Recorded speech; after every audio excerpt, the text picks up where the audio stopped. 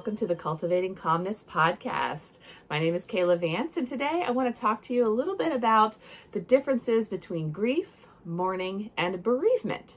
We often look at these words and we think of them all as being the same thing. So when we say the word grief or grieving and mourning and bereavement, they tend to be used interchangeably as if they are the same thing. And sometimes, depending on the nuance and depending on the circumstance, the words can potentially be used interchangeably, although there are slight differences in meaning and what they truly encompass. So I just wanted to talk a little bit about that today to clarify some of that for listeners or anybody who may be thinking about this or going through it or having somebody that they love or care about that is within this process. So in general, when we talk about bereavement, it is the whole experience of grief and mourning. And it's all those things that encompass that. It's usually considered that first part of the grieving process from the moment that you find out about a loss or someone's death or an experience of a loss. So for example, we don't just have to grieve the loss of life, but we can grieve changes such as a divorce or a move or loss of ability or something like that. So bereavement can be that initial period of grief and mourning related to the loss that you're experiencing. So not just death specific. And this will be the same for grief and mourning as well. Excuse me. And you oftentimes, if you are working and you have a job and you work for a company, they often offer something called bereavement leave, which is usually a small amount of time. I've worked for companies where it was usually 3 days. So you're given 3 days for members, if you had death of a member of your immediate family. So usually that means, a parent, child, spouse, or grandparent.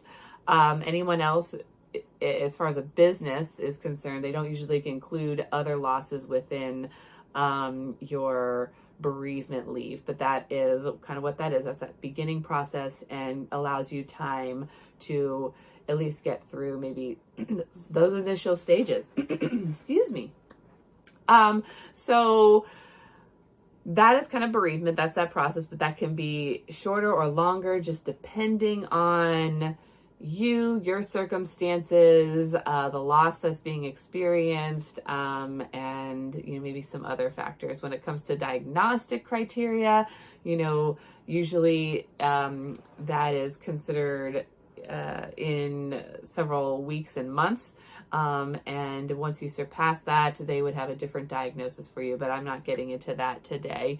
So then we kind of get into grief and mourning and what's the difference there. Well, grief and grieving are usually those things that we consider the internal thoughts and feelings that we experience related to the loss that has happened in our lives. So those are those feelings of anger and sadness and depression and etc. All the feelings and thoughts that you experience following the loss. And grieving and grief is an ongoing process, meaning we usually consider that the grieving process never really stops, but it can have, it can be shorter, it can be longer.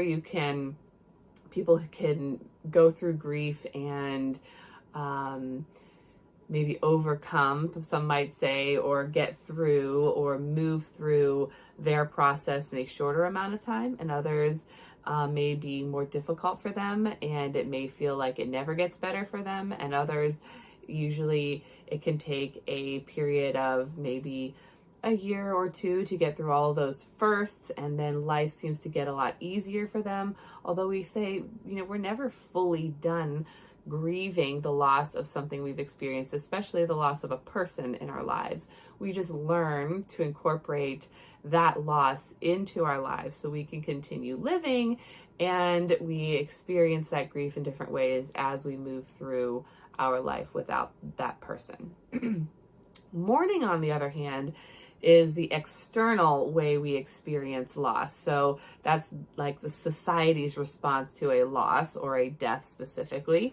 And this would incorporate all those cultural beliefs, practices, and rituals that you may see happen in different areas around the world, in different, religious practices, spiritual practices.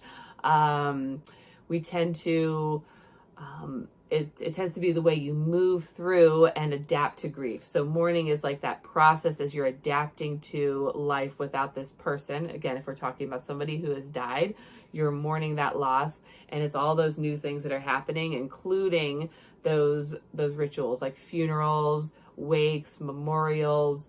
In some cultures, they may wear black for a certain amount of time, or in certain religions, there's like 𝗕𝗃𝗵𝗂𝘁𝗀𝗃 you may have heard of, which is what happens in the Jewish religion, where they sit with immediate family in their homes, remembering that loved one for 7 days following the funeral. And then there's other additional practices that happen after that. And then in Islam, it's usually a period of 3 days, again, with immediate family.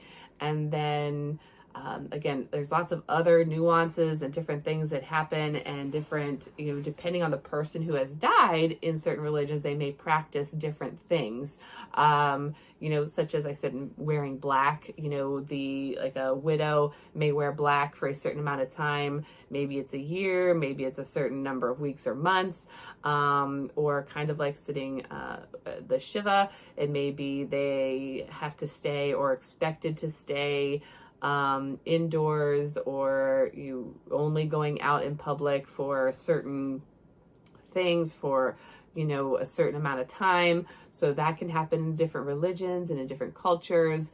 Sometimes there's the expectation of, tears and wailing and crying. And in other religions or other cultures, it's more of a celebration and recognizing the changes or the passing on into a new realm or a new life. So that would all be considered mourning. Those are the acts, those are the things that we do to recognize the person that has died, or the thing that we have lost. And it's how we show that. Whereas grief are the feelings and the thoughts that we experience related to the loss. And again, grief can be anything. It could be death, it could be divorce, it could be changes in life.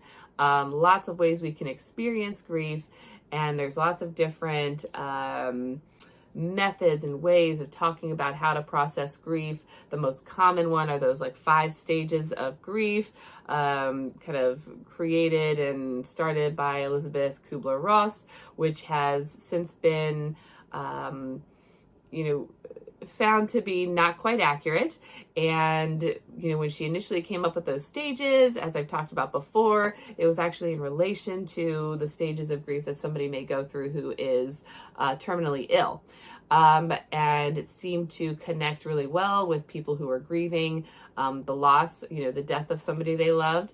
But then it has been, it's commonly recognized that although those stages exist, it is not a cut and dry, we go from 1 to 2 to 3 to 4 to 5.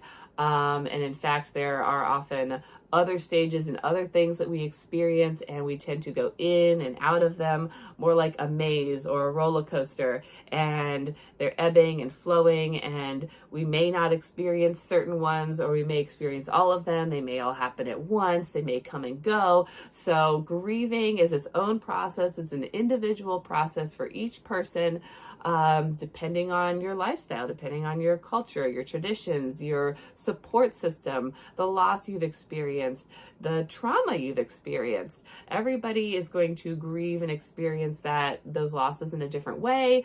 And it's important to kind of recognize that. Now, when we talk about grief, and I know I've talked about this before here, and we'll probably talk about it some more, that grief is ongoing. So I don't really have a bookshelf here to look at, but if you think about grief, think about it as a bookshelf. That's how I found as a really good way to describe it. So imagine an empty bookshelf, and imagine your grief is a pretty large book, and you are putting it on your shelf. So when you're first grieving, right, in that initial mourning phase where you've just found out, and you may be like, this is new, you either weren't expecting it, you were expecting it. Sometimes actually you can experience some of that anticipatory grief. So maybe your grief book started before you actually experienced the loss. And that's okay, that happens. And when we think about grief, think about that book being the only book on the shelf. So your grief is like the only book present on the shelf, especially in the initial phase and when that grief, is just starting out. But then you imagine, like, every experience you have is a new book or item on the shelf. So it's like collecting trinkets when you go on vacations, and some people collect certain things like magnets or sand or fill in the blank when they go on a vacation. So it's their goal to collect those things. You may put those things on the shelf, right? Different things that you may do with family, different memories that you may create. That grief book is still there on the shelf. The size hasn't changed at all. The look hasn't changed at all. Your grief book is still there on the shelf, but your life continues to grow and expand and move forward. And as you do that, you're adding things to the shelf. So kind of like my little shelf here with me, it'd be empty except for grief, whatever, we'll just say this little sign here, we put it on here, and that's my grief. But over time, I add a plant, and I add another plant, and I add another book, and every book and every experience is something added to it. So before long, initially it may feel like that's the only thing, and you add things slowly, and it still feels pretty big. It's a pretty big piece of your life because that grief you're experiencing seems so overwhelming and all-encompassing. But as you add things to your life, that grief, although the size hasn't changed, your life fills in around the grief. And so your grief may not feel as intense. It may not feel as bad as it did before. And that's what we want. As a grief therapist, I want your grief, I want that feeling of overwhelm, the intensity, the level of distress. I want it to be less intense for you. I want it to decrease over time. I don't want you to forget your loved one or the thing that you've lost necessarily. But I don't want it to cause you so much hurt and so much pain. Now, that doesn't mean that over time that you're not going to miss your person. Again, if we're talking about the loss of a person, somebody who has died, I don't want you to forget them necessarily. And depending on what's going on for you, maybe you do want to forget that person. I don't know. Ultimately, grieving, we want to move through it. We want you to experience all the feelings. And learn how to live and experience life without, and getting used to that. That's part of that mourning. How am I getting used to this? How do we function without the person that I'm used to functioning with, in whatever way that means for you? So I like to express, grief as a bookshelf. And sometimes we'll take that book off the shelf and we'll look at it, we'll explore it, we'll feel, and sometimes it'll just sit there, and it's something that when we scan our bookshelf, we remember, and it'll bring up emotions, it'll bring up thoughts, it'll bring up memories, and it'll stay there. And we're also able to see that grief within our life picture and where it fits in with everything else we've added to the shelf. So if you've heard that before, you've now heard it again. If you haven't, hopefully this is a new perspective and a new way for you to think about grief and grieving. And I just wanted to share again with you some of those slight differences between grief, mourning, and bereavement. So hopefully I've cleared that up for you, and you have a little bit more of an understanding of some of those nuances, what that may look like for you. So when you go to talk about it, or somebody who's in the throes of grief, bereavement, and mourning, which stage and which part we're in, and how to reference that and how to help. So thank you for joining me today, and I hope you can join me next week for our podcast, and thank you for joining me. Have a wonderful rest of your day.